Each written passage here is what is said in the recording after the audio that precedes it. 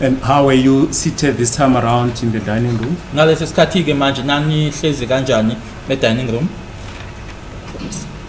Can I show? Yes. We can go back to photo 57, 64.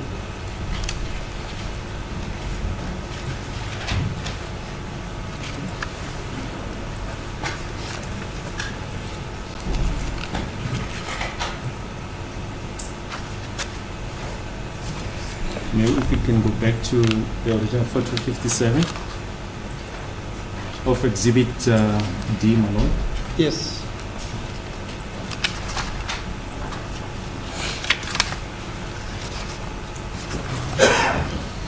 So njengoba amasofa ebhekene kanje wonke umuntu wabuyela wahlala la kade ehleli khona so umuntu wayemusha erumini kwakuwulongo so wafika wahlala ngapha kule sofa le ebengihleli kuyona ekwa right kodwa mawuya ngasefridge. As the two couches are facing each other, and we came back, everyone sat in exactly the same positions that they were seated in before. The only person that was new was Longwe, and then he sat on the couch, which is on the right-hand side, but as you go towards the door, the kitchen door, or the door of the kitchen.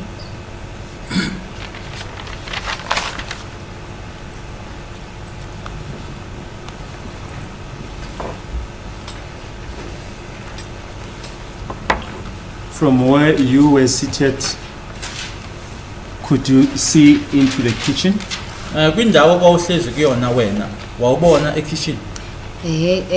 Kunembobo encanyana nje la ukwazi khona ukubona ukuthi ubone mhlambe umehluko between umnyango mawuvala noma uvula. Yes, where I was seated there is just this little opening where you are able to see when the door opens and closes. We just want to show you photo 64 of exhibit D. Can you just demonstrate your evidence using that photo? Sikhombisana kulesi sithombe. Nasi space leso siphakathi kwe-fridge nobonda ola. Here's the space, the witness pointing to the photo between between the fridge and the wall. And just for record purposes, using that photo, just show where you were seated. Mina bengihleli la. I was seated here, the witness pointing to the couch, just on the left.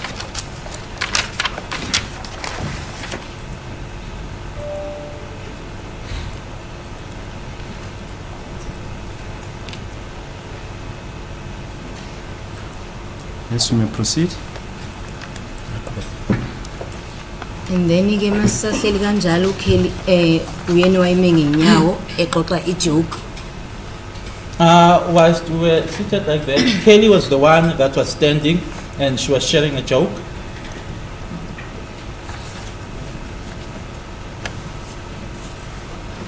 Where was she standing? Kwayime nje lesithomba kubonakala kahle. It's not visible on this picture.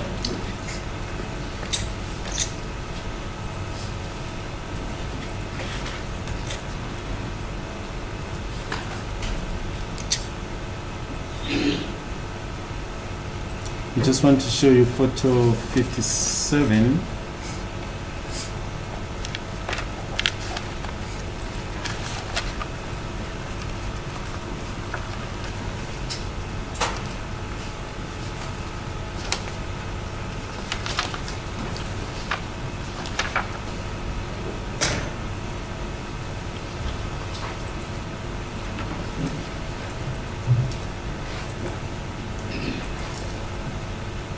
Are you able to indicate there? What? Photo 57 of exhibit D, 57. 57. Yes. Wow. Okay. 57. Asibonakali kodwa Exhibit D. passage alibonakali. I can't see the passage on this one. So right.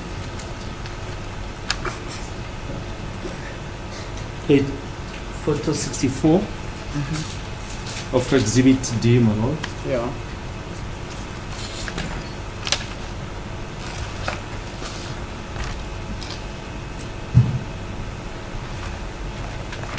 Are you able to demonstrate on that photo?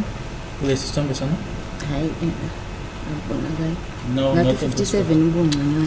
I think 57 was much better. So more or less where, if you can show. Ube mala. Ngasekhoneni ekuqaleni kwe dining room. At the corner here, it is at the start of the dining room.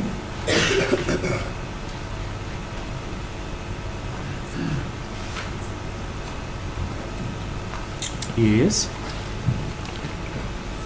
Yes, you may proceed. Lokho eqhubeka ke esixoxela ijoke leyo nathi sihleka kumnandi. She kept on sharing this joke for us, and we were also having fun. We were laughing. Just a minute.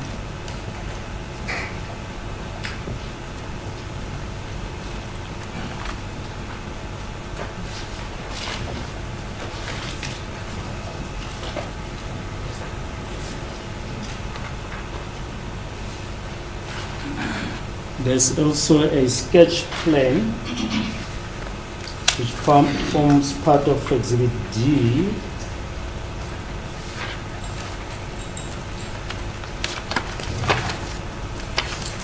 Mando, the sketch plan is just before the photos of Exhibit D.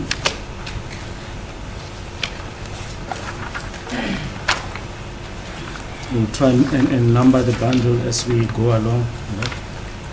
Are you able to perhaps indicate in the sketch plan more or less where Kelly was? Okay, loyimela. Kelly was standing here. At this point in La time. iqale nje kwe dining room. It is just at the start or the beginning of the dining room. And just indicate there on the sketch plan the two couches. Makaucha amabili wona, Iwona lawo mabili. where the witness is pointing goes, these are the two couches. Yes. Thank you. You may proceed. And then ithema kusenjalo ke ngabona kuvuleka umnyango wase kitchen. Whilst at that, I then saw the kitchen door opening.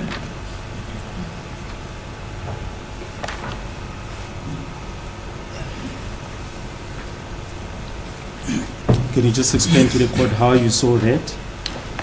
Wabona kanjani lo? Ngoba la ngangihleli khona umnyango kulela passage elincane uyakwazi ukubona umnyango mawuvuleka kodwa awuzukubona ukuthi ubani ongenayo ngoba umnyango uvulekela ngaphakathi. Because from where I was seated, you are able to see when the door opens, but you are unable to see as to who is coming or who is opening because the door opens to the inside, Unless ke yazazavala umnyango. unless the person then closes the door. Once again, we just want to draw your attention to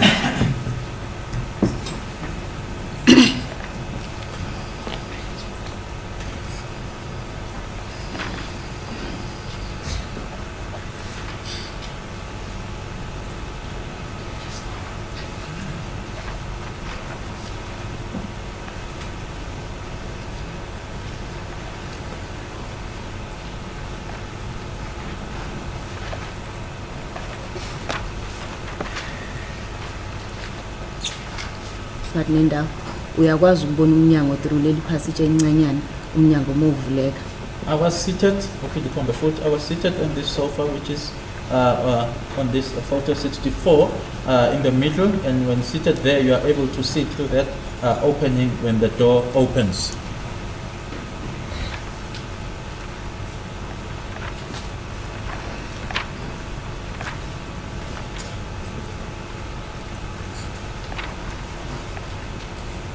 yes, you may proceed. And then kwathi masahleli kanjalo ngapopola ke mina ngifuna ukubona ukuthi ubani obeqeda ukuvula umnyango enganokhile. I then peeped through just to see as to who opened the door without knocking.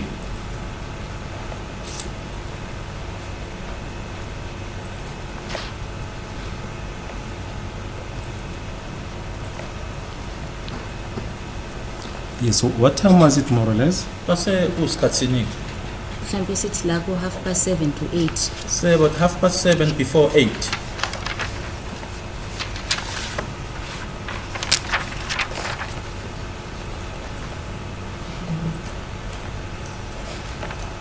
Yes, you may proceed. And then ngithema ngipopola ngabona abantu besilisa ababili. When I peeped, I saw 2 male persons.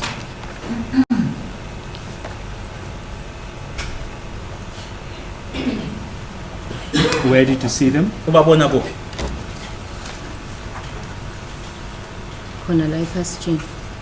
Right here at the passage, witness point in photo number 64.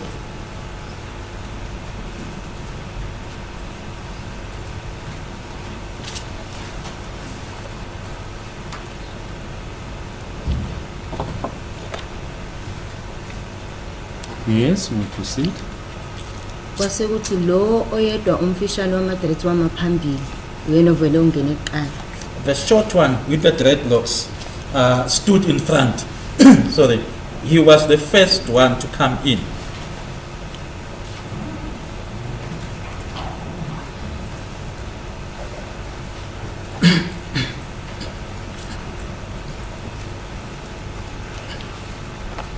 How was visibility at this stage? Kwaku kanjani ke indlela kwakubonakala ngayo noma ke asithi indlela ukhanyi kwaku kanjani? Kwakubonakala nje kahle ngoba indlela isasilayithile vele. It was very clear because the lights were on in the house.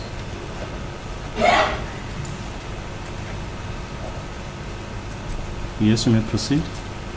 And then kwase kuthi lo wesibili wamapartner phakathi khona umnyango ongenela ephasijini wama lapho ngasestofini. The second one stood in the middle. There is a door that leads. Ulidele ephasijini. Oh, so there's a door that leads to the passage, and he stood there next to the stove.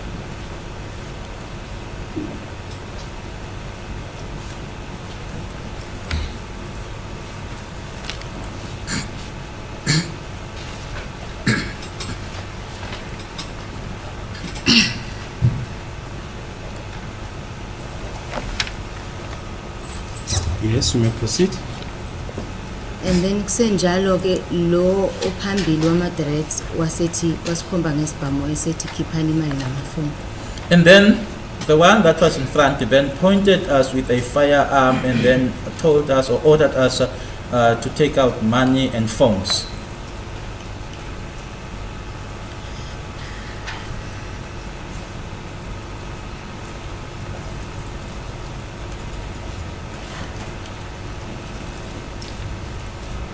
Which language was he using? Wayesebenzisa luphi ulimi?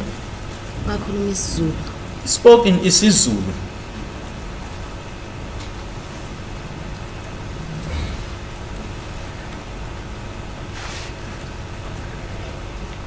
Yes, you may proceed. Singaqhubeka. And then kwathi makusenjalo ukheli wabaleka ongena ekamereni. Was at that Kelly ran into the bedroom. Ikamera ongilami. My bedroom. Are you able to more or less show where the bedroom is?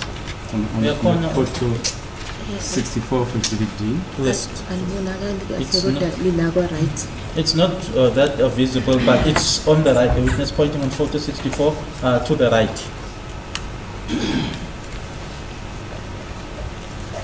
If we can again show you the sketch that's on Exhibit D.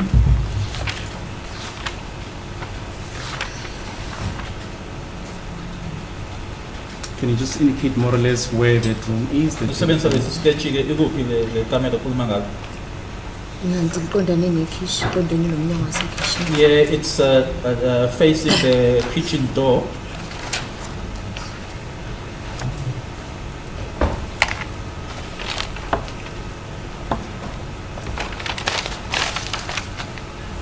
Yes, you may proceed. Base kuthi ukheli mayisengena ekamereni and then lo mlisa wesibili owayeme ngasekhishini wamlandela ukheli evala umnyango yena efuna ukuwuvula. And then when Kelly ran into the bedroom, the second gentleman that was standing next to the kitchen then followed him. Kelly was closing the door and he was trying to open it.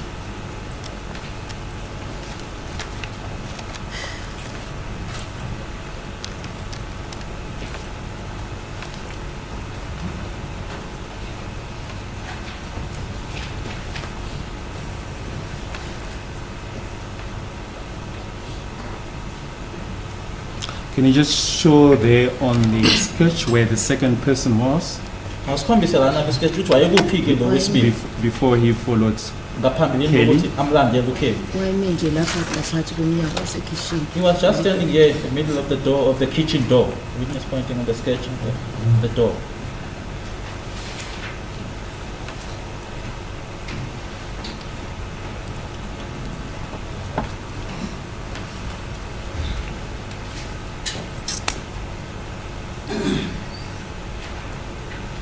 Yes, you may proceed. And then ke kwasuka umulongo wayehlezi eceleni kwami wayesephusha lo besikhombeni ngesibhamu ama-dreads. And then Longwe stood up as he was seated next to me and pushed the one with the dreadlocks.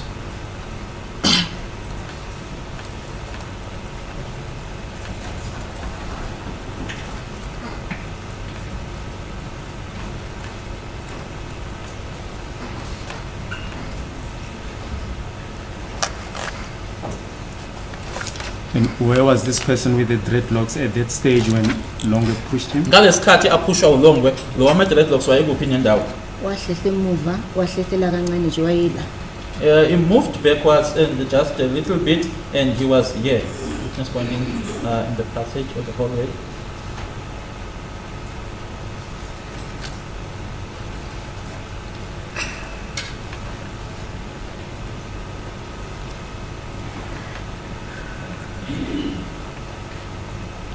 In relation to the room where Kelly went into, So, can you repeat that? and where was this? Where did this person with the dreadlock Okay. retreat to in relation to the room where Kelly went? Kuleli kamera leli uKelly wangena kulona yena-ke umehlehlela umuva wahlehlela umuva waya kuphi ngendawo lo nama-dreadlocks. Wahlehla nje wawudlula kancane umnyango waba phakathi naphakathi ney'ndonga before uzofika e-bathroom. Just a little bit and past the door, just in between the walls, just before you get into the bathroom.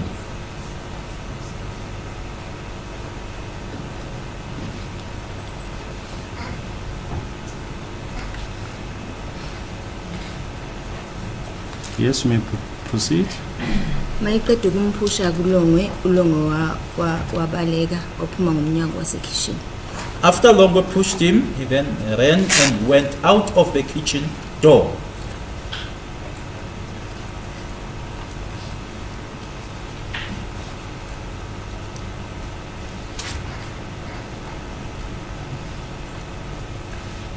Yes.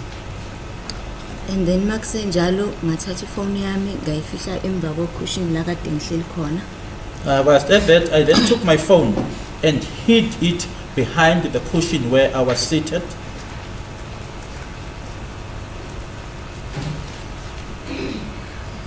If we can show you photo 64 again.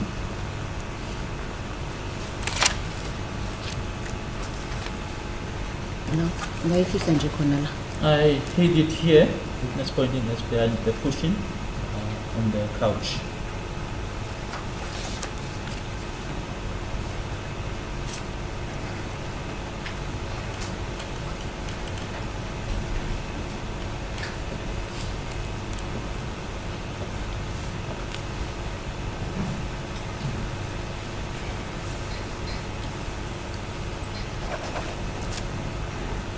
Yes, you may proceed. Singaqhubeka. And then kuthe makusenjalo sasukuma sonke and then safike sadlula nalo obelisa umnyango kaKelly sekamereni and then samthatha nayeThi namdlula lo ebephusha umnyango. simthathile naye sahamba Okay. naye samdudulela Okay. emnyango wasekhishini. And we then, all of us then stood up. We then pushed them, that is now both the gentlemen, together with the one that was struggling with Kelly for the door, and pushed both of them to the kitchen.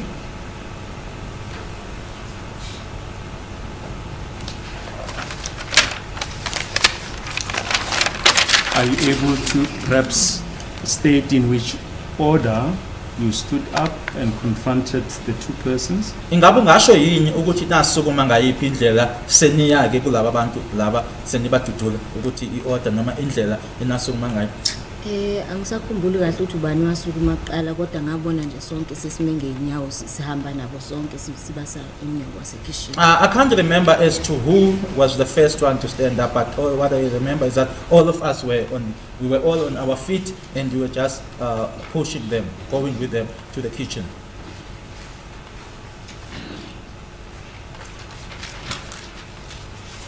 Yes, you may proceed. And then isithema sekhishini kanjalo sibhizi sibalwisa and then ngabona i-crush kaDumela ayisebenzisa ime ila phansi ihleli la phansi eduzane kwe-heater. Whilst we were there in the kitchen fighting with them, I then saw Tumelo's one crush that he was using. It was there on the floor there next to the heater. Just pointed to photo 64 next to the heater.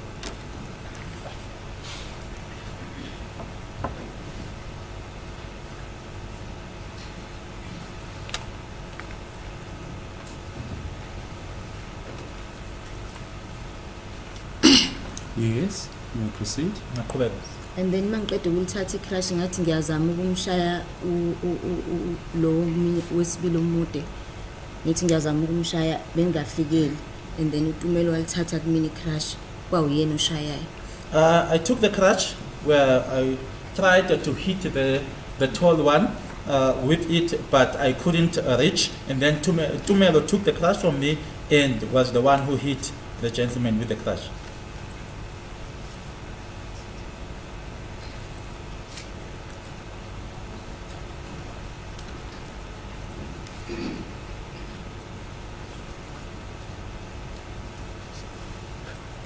Now, if you say the tall one, who is that? Uma ukhuluma ngomude, umuphi lo? Ilo wesibili. The second one.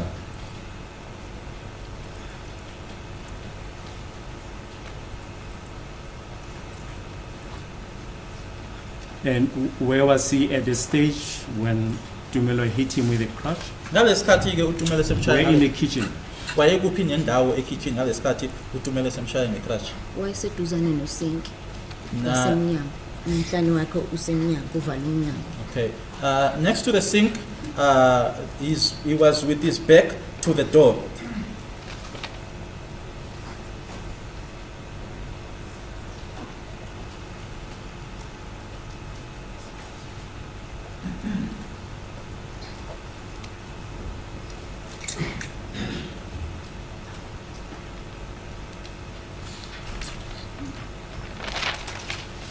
Photo 15 of Exhibit D is shown to you. Are you able to indicate more or less Wayemila. where Ngoba he uyena was? uvala umnyango. He was standing here. He's the one who was closing the door. Witness pointing to. It's photo 15. Yes. 1-5. 1-5. Yeah.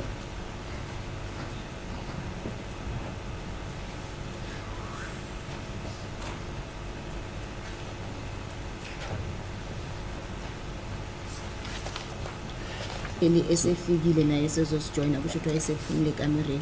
Whilst that fight was on in the kitchen, I also saw Kelly also there. I also saw Kelly there, which means she was now out of the bedroom and she joined us in the kitchen. One. Where was the other one? The one with the dreadlocks? Lo wamadress yona wayekuphi? Angithi usushilo ukuthi wayekuphi lo mude wayekuphi? Lo ama-dreadlocks wayengapha eceleni kwa-left. Emveni komnyango. The one with the emveni? Emveni komnyango uma uvula. Okay.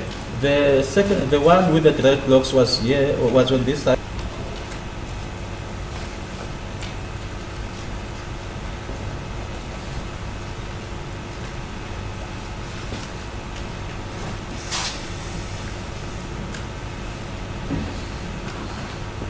Yes, you may proceed.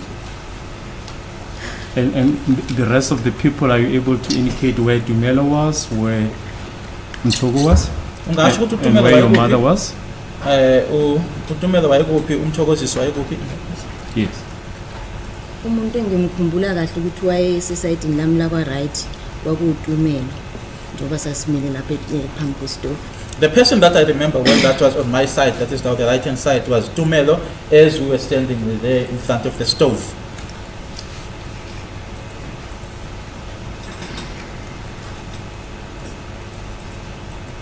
The stove, can you just show it on the photo? Is the stove? Sitofu la. Here is the stove, on photo number 15. Is that where you and Tumelo were? Ila wena noTumelana nikhona. And then makusenjalo There- silwa ngapha nangapha. I can't remember well and say who was exactly where, but we were just fighting this side and this side.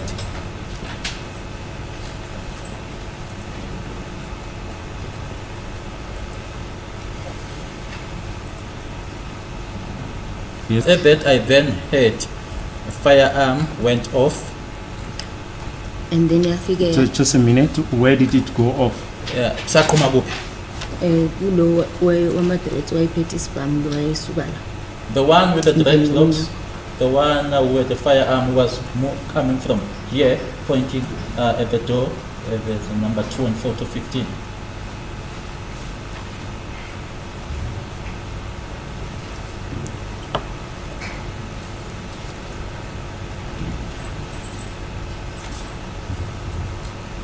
Yes, you may proceed. And then kuthe makusenjalo mangisizwa isibhamu siqhuma ngezwa into eshaya phansi kwaphuma isibaki sangishaya enyaweni lami laka right. When the firearm went off, I then heard something hitting the floor, and then the spark went off, and then it hit me on my foot. Just a minute.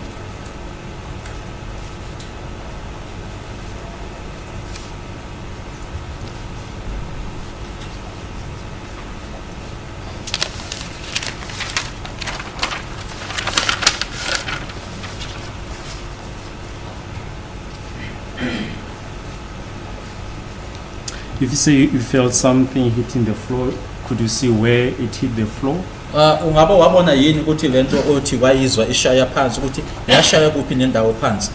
Cha angibonanga ngaleso sikhathi. No, I didn't see it at that time. Okay. Yes, you may proceed. When I heard that hitting the floor, it so happened that Tumelo also heard it, so that we heard the same thing. One in the bathroom. Mina Okay. ngingena bathroom. Yeah, no, in the camera. Yena wangena ekameni. I ran into the bathroom and he ran into the bedroom.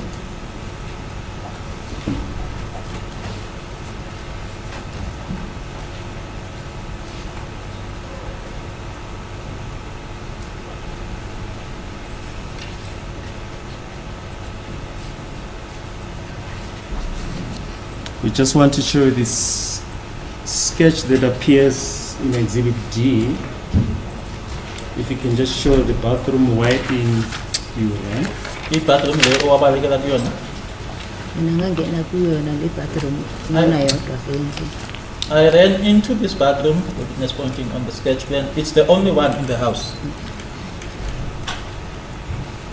And the bedroom wherein Tumelo ran. Tumelo abalekela kuyona. Hey angisakhumbuli kahle ukuthi wangena kuliphi kodwa phakathi kwawo lwamabili. It's between these two, but I can't remember well which one is it. Yes, you may proceed. And then ngathi ngisahleli ke e bathroom ngangime ngenyawo futhi. And then ngakhumbula ukuthi konje kunefastela elise bathroom ngacabanga ukuthi mhlawumbe mayingaphuma la bese engibona ukuthi ngikhona bese mhlawumbe uzophinda dubule so Okay. ngashona phansi. Whilst in the bathroom, I was standing or I was on my feet. And then I remembered that there's a window there. If it can happen that the person would come out, might be able to see me and shoot again. So I went down.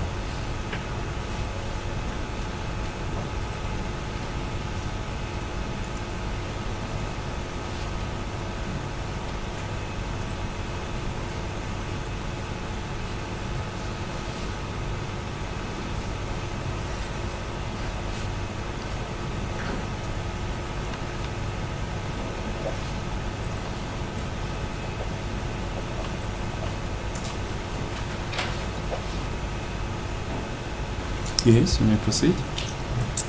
And then mangise bathroom kanjalo ngaphinde futhi ngezwe isibhamu sikhala.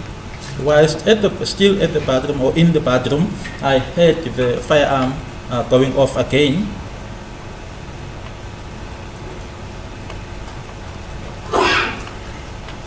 And where was it going off? Sasikhuma kuphi ke? From where? Ngangisizwa siqhuma ekitchen. I heard it going off in the kitchen.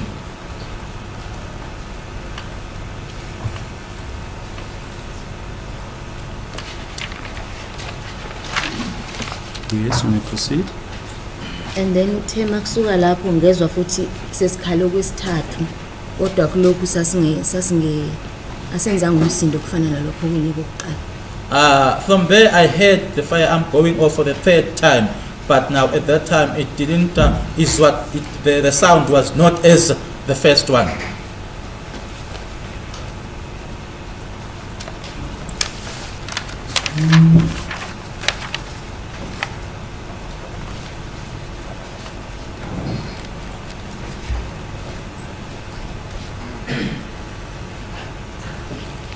And where was the sound coming from of the firearm?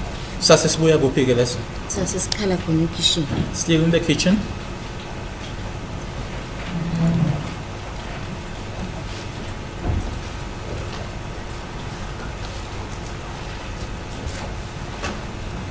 Yes, you may proceed. And then emva kwalapho ngezwe ngazuthi kuthulekile ngase ngiyapopola ngoba ngangisikwatile toilet. And then ngapopola ngifuna ukubona ukuthi kwenzakalani.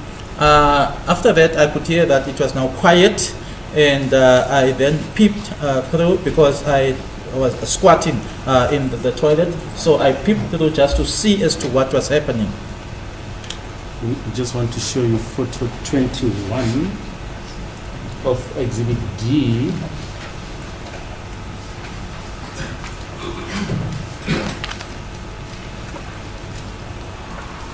As well as photo 22.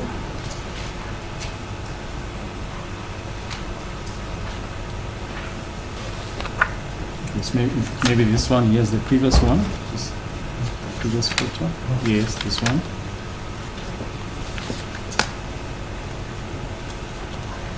It's photo 21 of exhibit D.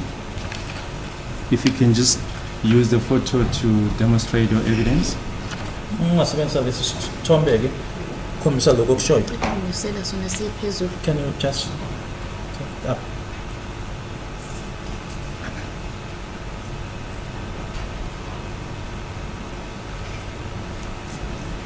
So ngangisikwathe la phakathi kwe bathtub ne basin. I was squatting here between the bathtub and the basin. Referring to the photo number.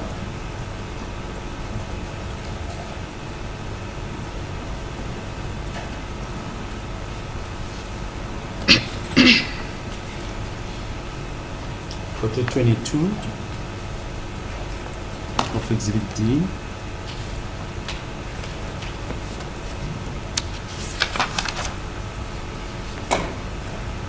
You can use that photo to illustrate your evidence. Ngangisikwathe la phakathi kwe bathtub ebhekane ne basin. This is where I squatted in the bathtub facing the basin. Umnyango mawuvuleka lapho nje. Okay, just where when the door opens, I was just right there where the door opens.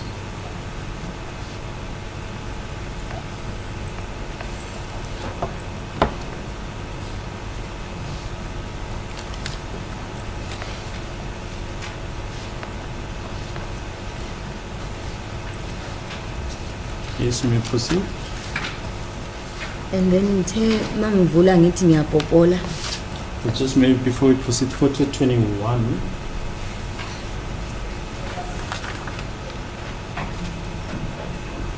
Of exhibit D.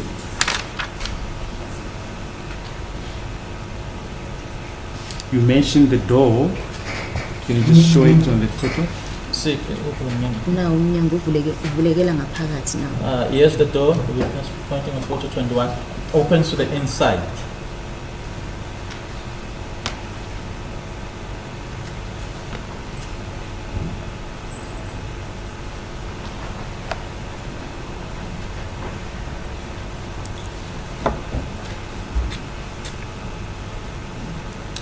Yes, you may proceed.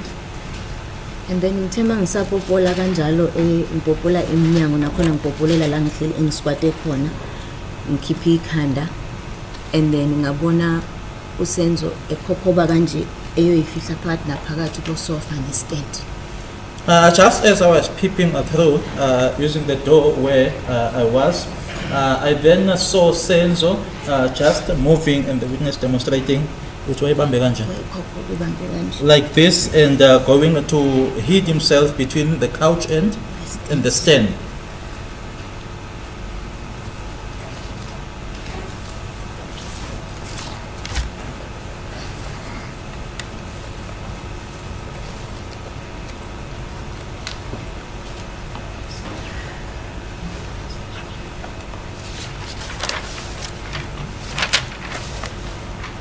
I'm going to show you the sketch plan of Exhibit D. If you can just once again, where was the deceased when you saw him for the first time? Wayekuphi-ke lapho lesi sketch plan nkathi ukubona Usofa lo This is the engangihleli couch? kuwona, where I was seated. and then istand lesi.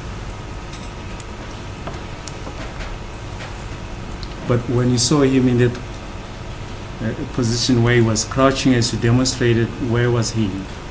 Ngalesikhathi-ke umbona ekhokhoba ngale ndlela uqeda ukukhombisa ngayo, wayekuphi nendawo ngalesikhathi umbona ekhokhoba? When you saw him for the first time as you were looking, peeping through the bathroom door, Ngathi umbona, oh, sorry, phendula. Waphuma la ekhishini, He came out of the kitchen wayeseya edining room, wafika wayifihla la phakathi kwe-stand nosofa. and went through to the dining room and hid himself between the couch and the stand.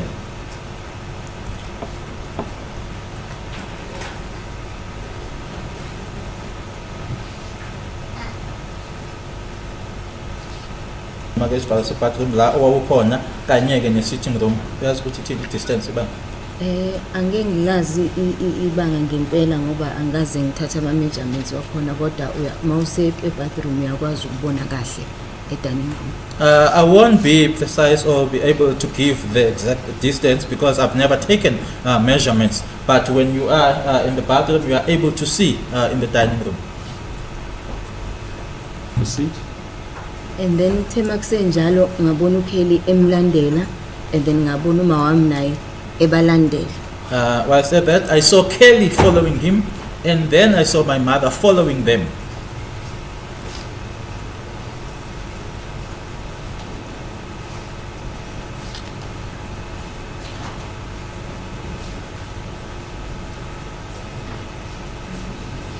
Now, where were they coming from? From which direction Babebuya was ngakuphi? Kelly and your mother coming Kelly from? noma Babeqhamuka khona ekhishini. from the kitchen.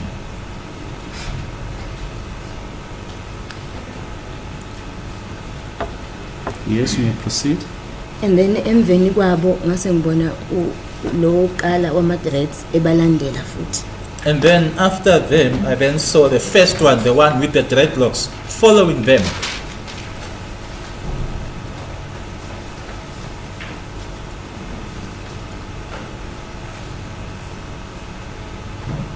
Is following them there, where? Ebalandela uya kuphi? E-dining room. To the dining room.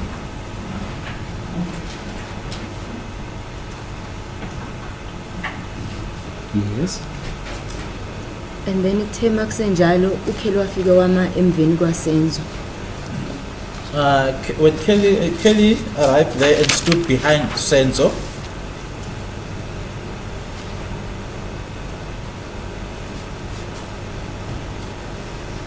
Yes. And then uma wafike wama eceleni kwabo, kodwa ngakulo sofa lokade ehlezi kuwona. ehlezi kubona yena. And my mother stood next to them, but just next to the couch where she was seated.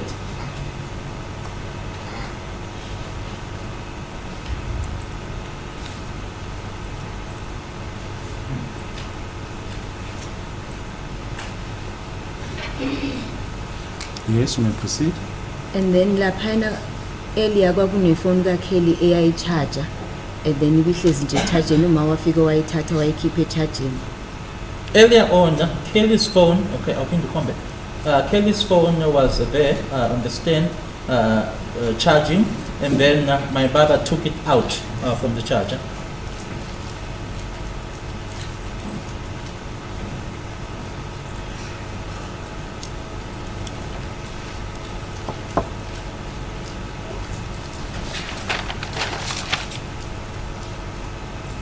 Yes.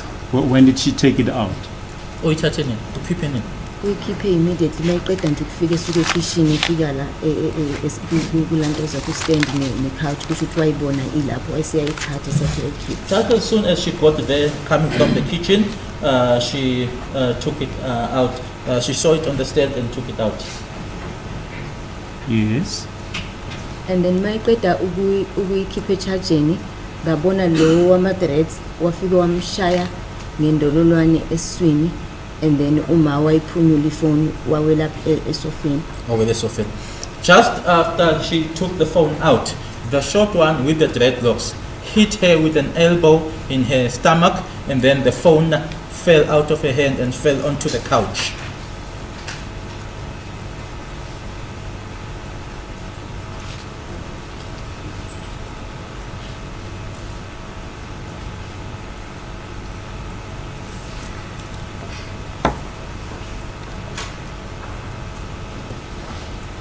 Yes, you may proceed.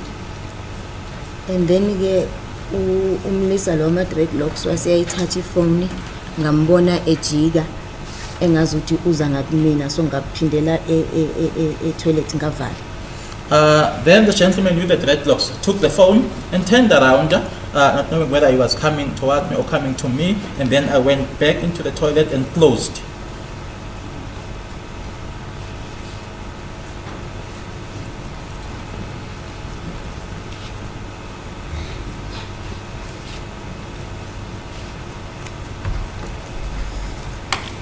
Yes, you may proceed. And then akuphela ngasikhathi esingakanani futhi ngaphinde ngapopo. And so that it means that he didn't, or he wasn't coming towards me, which means that he went out of the door.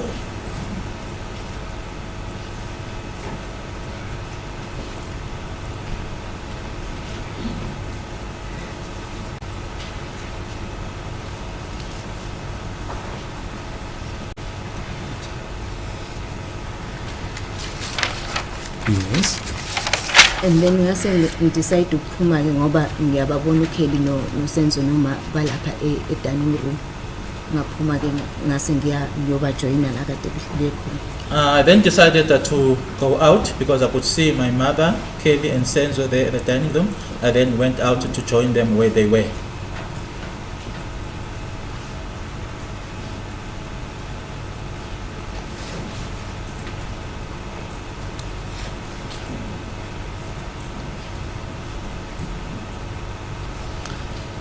Now, as you're peeping through the bathroom door, did you only see this person with dreadlocks? Nkathi ke usupopola ke ngomnyango wase bathroom wabona lo onama dreadlocks kuphela. Yebo njalo. Yes, that's correct.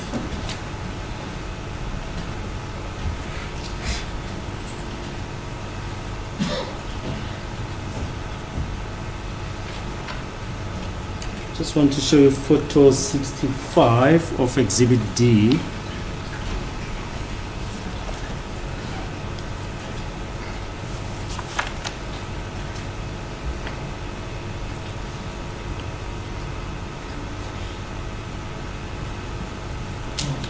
Can you just use this photo to illustrate where the deceased were? Wayela kulo sofa la vele ehleli khona. And then Kelly, it was like Kelly sort of jacked him with her knees, amadolo akho Kelly, ne? Sort of balancing him, and umaya na wayikuphi? Uma wayemi khona la phambi kwesofa. And my mother was standing there just in front of the couch.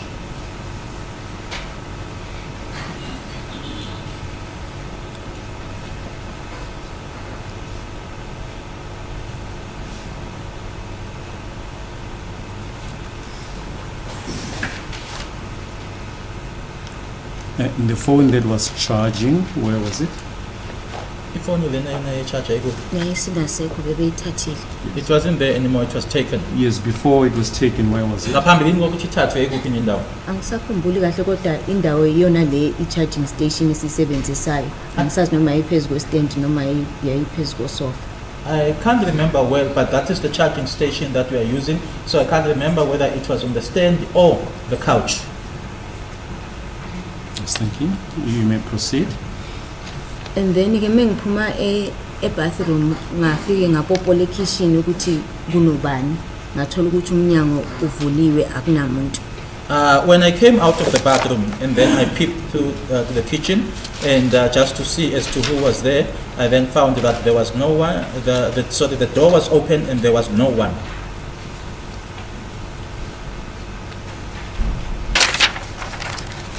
Kuthe mangifika lapha ngizojoyina uma noSenzo noKelly laba mekhona mangithi ngiyabheka ngabona ukuthi uSenzo uyableed. When I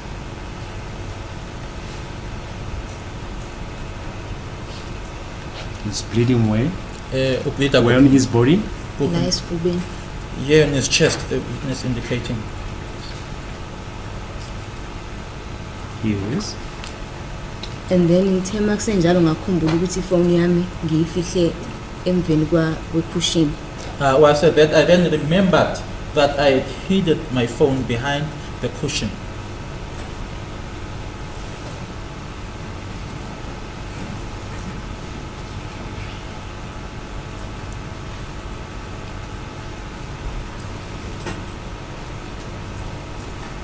Yes.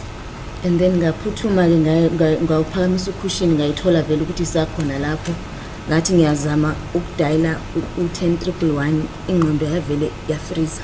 I then rushed to there and found that my phone was still there. I tried to dial 1011, but my mind just froze. Yeah, whilst we're still on photo 65, can you just once again show where you hit the phone underneath the cushion?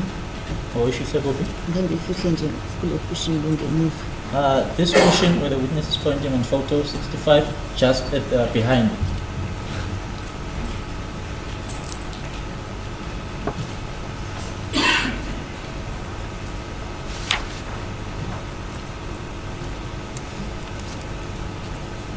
Yes, we proceed. And then ngabona ukuthi angikwazi ukudayila.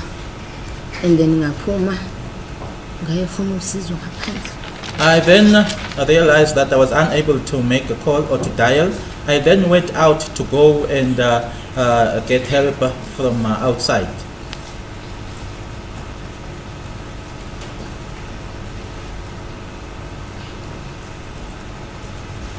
Yes. Ngagijima ngaya kumngani kama uMaphiri ohlala opposite ngaphuma ngegate. Maphiri. I then rushed to or ran out of the gate to my mother's friend, Mapiri.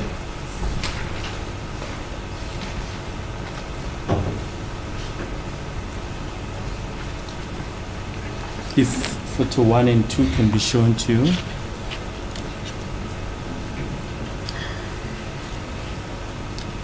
Can you just use that photo to demonstrate your evidence? Where is Miss Mapiri's house? Ukuphi indlu kaMapiri? Endlini kaMaphiri opposite nakwamakhelwane uKwaNcatshe. It's opposite the neighbor's house, the Natchez. Natchez. uNcatshe. There where you're pointing, is it whose house is that? Kwabani lapho ukhombe khona? uKwaNcatshe next door. Natchez. Those are neighbors, our neighbors, Natchez. Yes, and Miss Mapiri's house, more or less, where is it? Ukuphi yona kaMapiri? More or less kula. It's more or less. Opposite nje nakwaNcatshe. It's more or less here, pointing right at the bottom of the photo. It's opposite Natchez house. Yes. And then ngaphuma-ke ngegate ngeza kwaMaphiri mangifika khona la estradini kwakunemoto eyayipake lapho la ngabona khona uMthapseni. Okay. I then came out of the gate as I was approaching Mapiri's house, and then I saw a vehicle there in the street where I saw Mthabiseng. Who's Ntabiseng? Ubani Mthabiseng? uMthapseni angazi ukuthi uhlobana kanjani noMaphiri kodwa owakwaMaphiri. I don't know how she is related to Mapiri, but she is a family of Mapiri. uMaphiri ungaphandle vele endlini. When I got to Mapiri's house, I found Mapiri outside the house.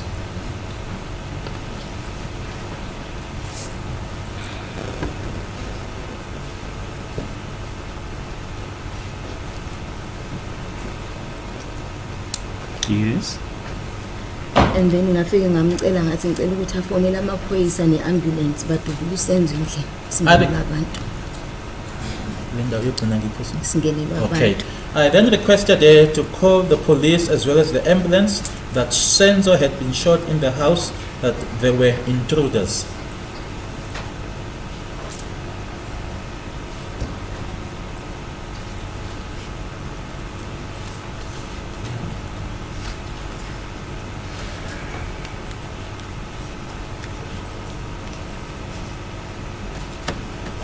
Yes. And then uMaphiri mangiqeda ukumtshela naye waqala waphenika wayesememeza uNthaphiseng ukuthi kube uyena ofonayo. When I informed Mapiri, and then she started to panic and then called Ntabiseng that she be the one to make the phone call.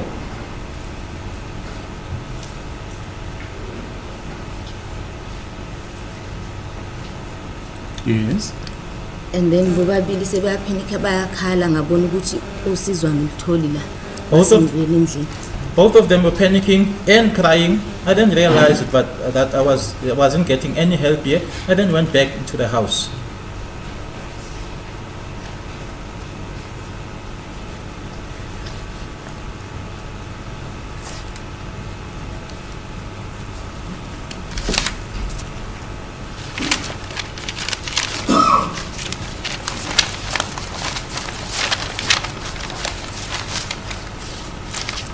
Yes, you may proceed. And then ke mangibuyela endlini ngathola umthobo ukhaya nobulelani bebambisene uSenzo bezomfaka emotweni. And then when I went back into the house, I then found Mtogo, Kaya, and Bulelani as helping each other, carrying Senzo to put him into the vehicle. Just a minute.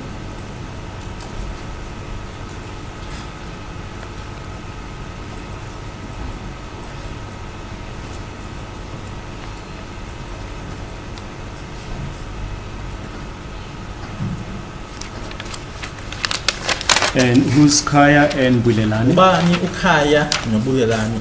Ubulelani nokhaya ingane zasenext door kwaNcathi. They are the children of the neighbors, the Natchez.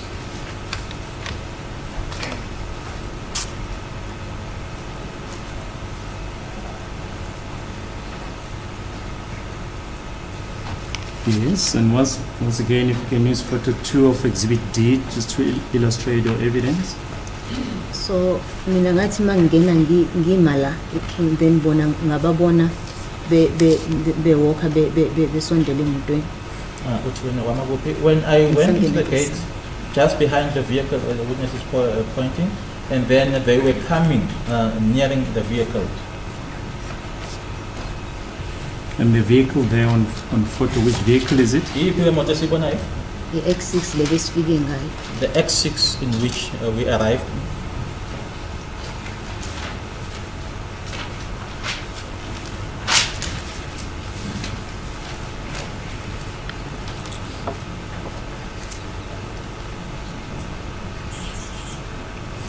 Yes, you may proceed. And then ke ngabona ukuthi bazama ukumfaka emotweni kodwa ngazi ukuthi bekunzima, and then mina ngadlula khona kuleli passage elincane la ngaye eminyango ophambili. Angisazi ukuthi ubani wayeme kulomnyango wangemuva ngizengene ngaphambili. As they were trying to put him in the vehicle, I could see that they were having some difficulty, and then I walked. He's now pointing to the left of the vehicle, to the front door. I can't remember as to who was at the back door. And then ngangena ke ngomnyango lo wangaphambili, and then nganqamula phakathi kwamasithi ukuthi ngiye ngemuva, and then ngifike ngizomdonsa from ngaphakathi. I then went inside the vehicle using the front door, and then I moved in between the two seats to get to the back, so as to be able to assist in getting him inside the vehicle.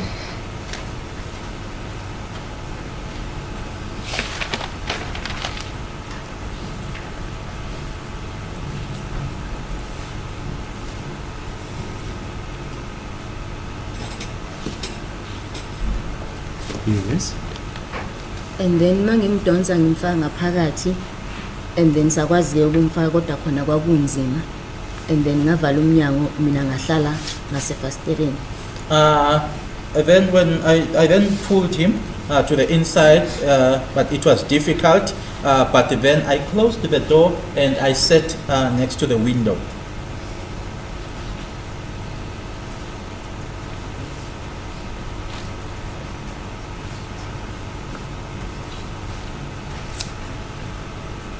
Which door is it now? Is it the front, the rear door? Wasemuva noma waphambili umnyango? Umnyango wangemuva emveni kwa drive. The rear door behind the driver. Yes, and the deceased, where was he placed? Yena kumufi kuphi nendawo? Wayelele nje phakathi nendawo kwesihlalo. He was just lying in the middle, that is now on the seat. Which seat? You see Back this car? seat. The back seat.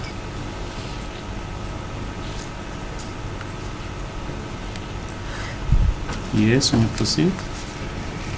And then la ngaphakathi emotweni ngiyakhumbula ukuthi kwakuyimina uKelly uMthokozisi noTumelo noma ngasakhumbula kahle ukuthi uTumelo noMthokozisi babehleli kanjani kodwa uKelly wayidrive mina ngihleli emva kwakhe efasitereni. I remember that inside the vehicle it was myself, Kelly, Tumelo and Mthokozisi, although I can't remember as to where exactly Tumelo and Mthokozisi were seated, but Kelly was driving and I was seated behind her.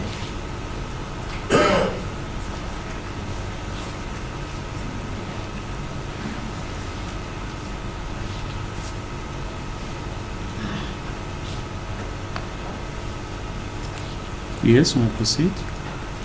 And then ithe masahleli kanjalo khona ithawula angazi la kufike nobani khona ithawula elifishanyana njengaka ababelisebenzisa ukubeka ipressure la edubuleke khona. And then there was a towel. I don't know who brought that towel. It was just a towel this size, this short, and they were using that towel to put. Yes. And then ke uKelly wa driver sahamba ke saye Butsilong kodwa waye driver egijima indlela esimanga.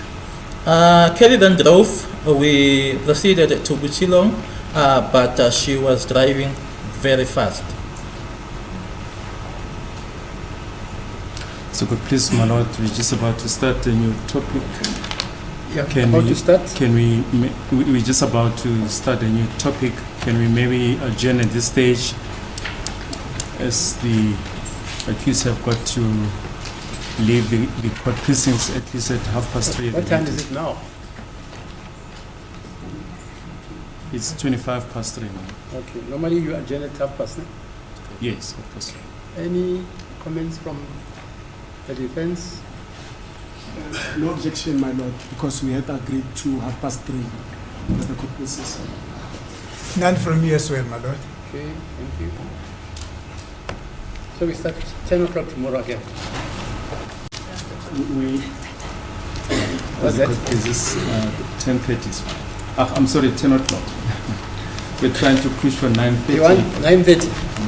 No, my lord, I've asked, can we make it 10 o'clock for the sake of convenience to everyone? You guys are playing Fafi, eh? You know what Fafi is?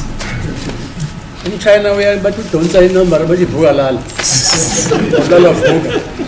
You can't catch that. Okay, let's say 10 o'clock then. Thank you, my lord. You are as an oath, ma'am. We are not supposed to discuss this case like hi, no ma'am, or ever. You can talk to your mom, but not about the case. Okay. Thanks. Please sign that then. You've got to sign that admission form, please. Because some of us will forget. Okay, then the court is adjourned.